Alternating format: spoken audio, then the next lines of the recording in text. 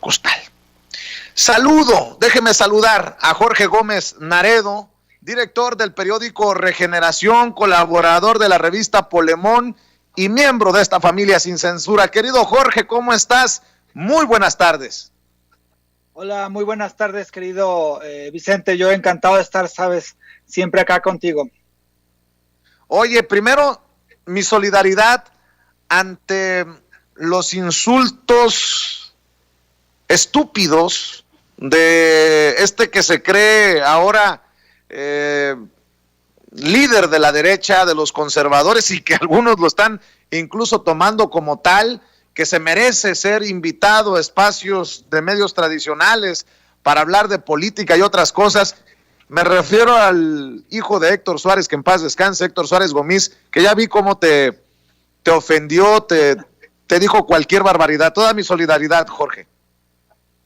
Gracias, pero bueno, pues también sé que tú igual te mando toda mi solidaridad para los insultos que el mismo Héctor Suárez ha hecho contigo y tratando de afectar tu credibilidad y tu prestigio. Me parece que es un tipo muy nefasto, de muy baja calaña, y que pues ahora utiliza el nombre de su papá pues para estar en los medios, y que además los medios tradicionales, encantados, pues lo invitan a donde pueden, ¿no? Así es. Oye, Jorge, pues a ver, ya que estábamos hablando de Cuba por Lili Téllez, que en algún momento dijo que qué bueno que ya se iban los doctores cubanos y ahora se disculpa con el pueblo cubano por el presidente Andrés Manuel López Obrador. ¿Cómo se ha generado ruido en torno al tema de Cuba y en México, en Estados Unidos, alrededor del mundo? La infodemia desatada.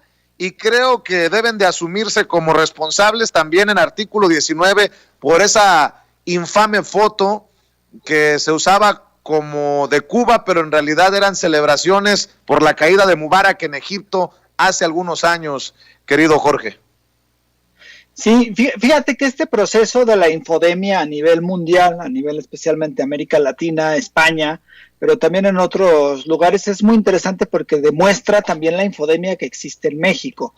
Es decir, cómo a partir de un elemento que es una manifestación en Cuba, que hay miles de manifestaciones en todo el mundo, pero esa manifestación se empieza a crear un nudo y una narrativa y un proceso también en redes sociales de que el gobierno cubano está a punto de caer. Y entonces a partir de ahí se empiezan a decir, hay unos tweets muy interesantes de cómo, digamos, vía Twitter, de redes sociales, se empezó a impulsar este SOS Cuba, ¿no? Y eso generó una cantidad enorme de mensajes en contra del gobierno de Cuba y a favor de la libertad y la democracia, pero que en realidad tienen como fines muy claros. Y claro que es muy simbólico lo que representa Cuba, no solo para la izquierda, sino también para el proceso histórico que ha vivido y que vive América Latina, ¿no? Es un caso emblemático del siglo XX y también del siglo XXI. Entonces, esta andanada mediática encabezada por medios de comunicación transnacionales de origen estadounidense, CNN y varios medios que siempre han buscado que el régimen emanado de la Revolución Cubana caiga, y después estos medios tradicionales. En el caso mexicano fue muy claro cómo hubo una gran tendencia. Por ejemplo, Chumel Torres, que a mí me sorprende que como lo mencionas ahora, ¿no? Que ahora se diga que él y se suma y que él se piense como de mega izquierda, pues en realidad es completamente lo contrario. Me acuerdo muy bien cómo se burló de Evo Morales y del gobierno democrático que hubo en Bolivia, y cómo celebró el golpe de Estado, cómo ataca a partir de su cuenta de Twitter lo que sucede en Cuba. En fin, todas estas cuestiones que van generando un conjunto de falsedades que se van esparciendo por todas las redes y que llegan al caso más grotesco, bueno, no el más grotesco, pero uno de los más grotescos, que es el de artículo 19, porque Artículo 19, como Andrés Manuel lo ha repetido muchas veces y como está clarísimo, tiene financiamiento de Estados Unidos. Es decir, es una organización transnacional que está en Inglaterra, pero que la parte que corresponde a México y al Caribe está financiada por el gobierno de Estados Unidos.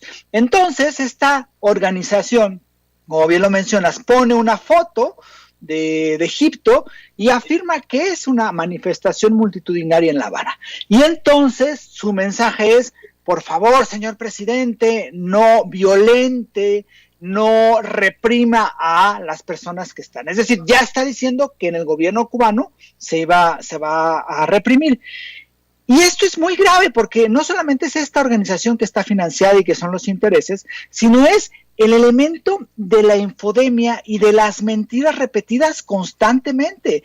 Lo que hemos visto es fotos de manifestaciones multitudinarias de otros lugares diciendo que es Cuba, fotos de actos de violencia de otros lugares diciendo que es en Cuba y que la policía de Cuba reprime brutalmente a la gente. Después, fotos e imágenes que están fuera de completamente de contexto, y así se genera una andanada mediática que está claramente en esta intención de que el régimen el actual régimen cubano pues se ha derrotado y entonces que lleguen pues claro los intereses de Estados Unidos. A mí me parece que es muy interesante cómo se manejó esto y me parece que es muy denigrante también la forma en cómo los medios de comunicación mexicano han tratado el tema. Yo ayer escuchaba en un programa de radio que una persona, un presentador de noticias, creo que era el programa de no sé si era del Heraldo Radio o de otras radiodifusoras, decía que había dos manifestaciones en la Embajada de Cuba en México. Una que estaba a favor de la libertad y de la democracia y otra que estaba a favor de la pobreza, de la violencia y del comunismo, ¿no? Entonces, es una cosa de generar risa porque prácticamente los medios de comunicación mexicanos, que después nos quieren dar clases de cómo hacer periodismo, se ponen al nivel de Chumel Torres o de Lili Telles. En este sentido, como bien le hace el tuit, ¿no? O sea, le ofrezco disculpas al pueblo cubano porque Andrés Manuel no dice la libertad. O sea, son esta derecha y estos conservadores que parecería no que estamos en el siglo pasado, sino que estamos en el siglo XIX, porque hay muy poca reflexión y sus guerras sucias, sus mentiras y sus falsedades son de un cinismo verdaderamente terrible. Si tú analizas a todos los medios de comunicación y digamos los líderes de opinión anti-AMLO, están ahorita apostándole a una intervención militar en Cuba, diciendo que como hay manifestaciones, pues entonces esto está justificado.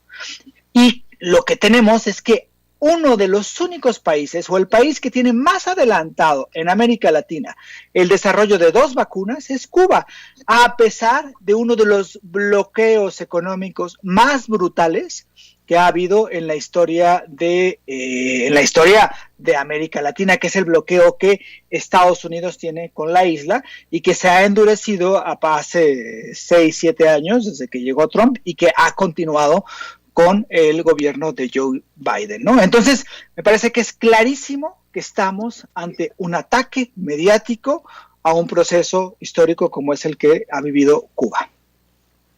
Oye, mi querido Jorge, por no dejar, dice Loret de Mola que es víctima de Carmen Aristegui, de Julio Astillero, de La Octava y de los youtuberos que seguimos la línea, que nos dicta línea don Andrés Manuel López, el jefe López Obrador. Este no tiene vergüenza, ¿no? La verdad, y minimiza con su mensaje que haya personas en la cárcel por ese montaje. Dame tu opinión, porque pues me imagino que youtuberos nos incluye a todos los que opinamos en YouTube. Tú opinas en YouTube, yo opino en YouTube. ¿Qué dices tú, youtubero Jorge Gómez Naredo? Te pregunta el youtubero Vicente Serrano. Sí, no, es verdaderamente patético. Es un proceso, lo que está haciendo es victimizarse. Es decir, miren cómo me ataca Andrés Manuel López Obrador y me ataca porque yo en realidad hago buen periodismo y yo soy el periodista que ha destapado toda la corrupción que existe en el gobierno de Andrés Manuel. Esa, digamos, es una victimización patética de parte de Loret de Mola. Loret de Mola no tiene vergüenza. O sea, después, porque no solamente es el montaje, como lo mencionaba aquí antes, no solamente son los montajes que hubo con Vallarta y con Cassés, incluso hay testimonios de reporteros internacionales de guerra que decían que estas grandes transmisiones que hicieron supuestamente a Loret de Mola famoso porque estuvo en la guerra y que cubría en tiempo real la violencia y todas estas cosas, fueron también montajes. El señor es un montaje. Latinus es ahora un gran montaje de la derecha que quería tener a un medio golpeador de Andrés Manuel López Obrador. Entonces me parece que es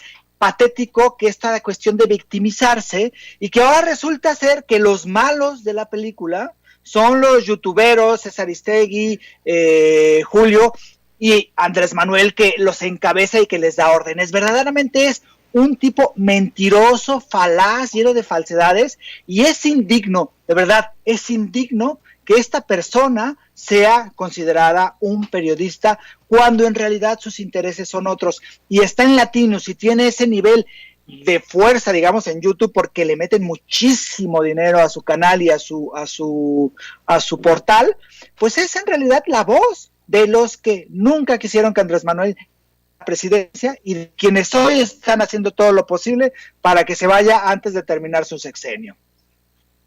Mi querido Jorge Gómez Naredo, ¿en dónde pueden seguir tu trabajo? ¿En dónde te apoyan? ¿En dónde te leen? ¿Y en dónde te comparten las miles de personas que nos están viendo en vivo y en directo en Sin Censura? Bueno, pues estoy contento porque ya salió el nuevo número de Regeneración del periódico. Hay un inserto que está completamente dedicado a la consulta popular. Ese se está ya repartiendo en redes sociales y seguramente va a llegar a las casas de las personas. Estoy en polemon.mx y que las redes sociales son Revista Polemón, tanto en Facebook como en Twitter. Y pues a mí particular en Twitter es JG Naredo y en Facebook es como Jorge Gómez Naredo. Querido Jorge, siempre es un placer saludarte, te mando un abrazo. Igualmente, querido Vicente, siempre es un placer estar aquí contigo, con todo tu auditorio y con todos los que hacen posible Sin Censura. Nos vemos el martes o antes si lo amerita la noticia. Muchas gracias.